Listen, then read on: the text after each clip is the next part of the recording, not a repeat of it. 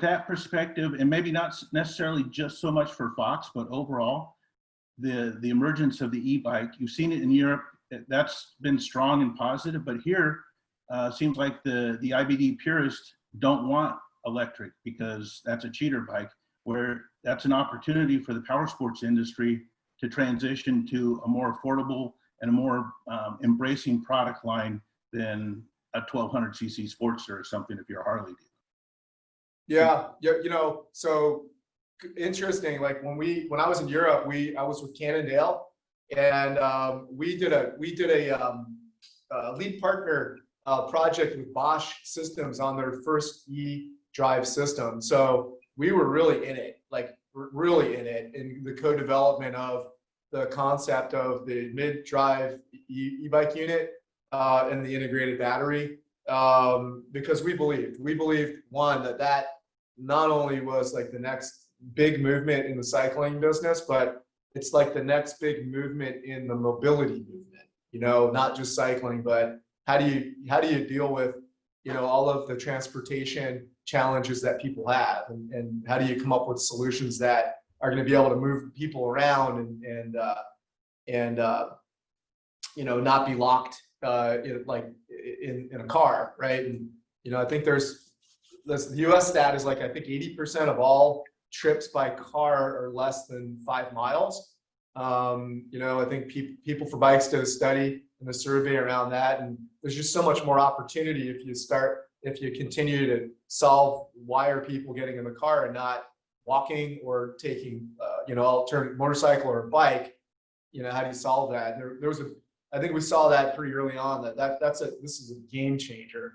And I think you know, in a really short time, the e-bike market in Europe, like in the Netherlands, in a matter of years, like not a long stretch of time, like 3 years, it developed into becoming 60% of the total, you know, profitability of the total sales of the retailer in the Netherlands. So from like 0 to 60.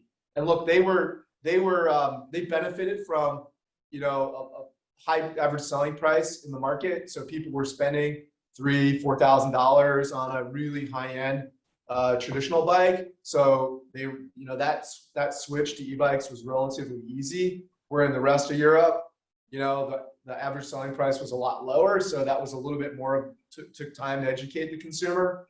But wow, you know, now when you think about the e-bike market, I think the same thing happened on the street as it happened with mountain biking in Europe now, with e-mountain bikes being the preferred, you know, I guess vehicle or purchase for most new mountain bikers or returning consumers. So it's big. And then in the US, I go, wow, what a great opportunity.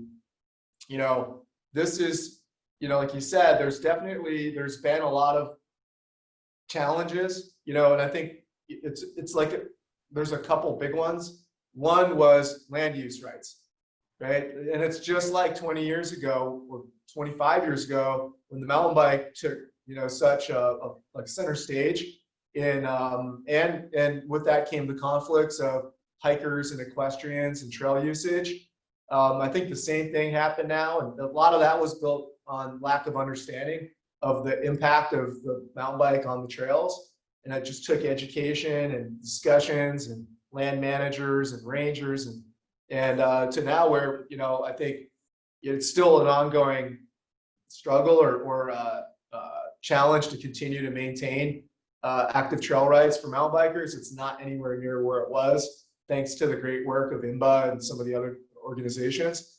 I think mountain bikes like where it was back then, where I think people just don't understand it. So, you know, the more that we continue to, you know, educate, inform, and develop, you know, an understanding that these aren't, you know, these are vehicles that, you know, help people access the trails more than before. I think, you know, we'll continue to see those barriers drop. And I think that's one of the big kind of purist conflicts right now is, or has been, is that people don't want their trail rights to be relinquished, right? So your traditional mountain bikers have worked so hard to build out the accessibility that I think that's one of the big fears that are conflicting, you know, the US IBD with like going full in, you know, fully support in developing that market. But look, that's changing so fast. I think like even a year ago, 2 years ago, that was an uphill battle. To try to get retailers to adopt e-bikes into their stores was really hard. They'd take one or two. It was almost like put them in the corner, right? I'll have those available for people, but I can't put that center stage in my store because I don't want to create a bunch of tension with my traditional consumer. That's now changed. I think a majority of, probably right now, a majority of retailers have crossed over and made a major commitment that are merchandising e-bikes front and center, mountain bike, you know, urban bikes, recreational bikes. So it's a big change. And I also see like the power sports consumer, the bike to power sports retailer gap, right, is really blurred. I mean, now the experiences are relatively seamless where I think it's a great opportunity for the power sports retailer to really, I think the e-bike can be a big gateway vehicle to potentially exploring motorcycle sales in the future. Like just personally, I ride mountain bikes, I ride e-bikes. I recently bought back in January a dual sport bike. I bought a KTM XCF 350, and I am absolutely like addicted. Right, I still ride my mountain bike during the week, like locally in Laguna Trails. But every Saturday morning, I'm going to Big Bear because the thrill of the longer ride, the technical nature of riding trails on the dirt bike, it's just, you know, and I think that whole experience of turning on like longer range, being able to be more capable out there on the trail, being able to climb things that you could never climb before comfortably. I think that all of a sudden starts to open up the progression potentially to, you know, potentially the world of off-road motorcycles, which, you know, if you squint your eyes in the next couple of years, I think those lines are going to continue to blur between, you know, traditional cycling, e-bike, and motorcycles in the future.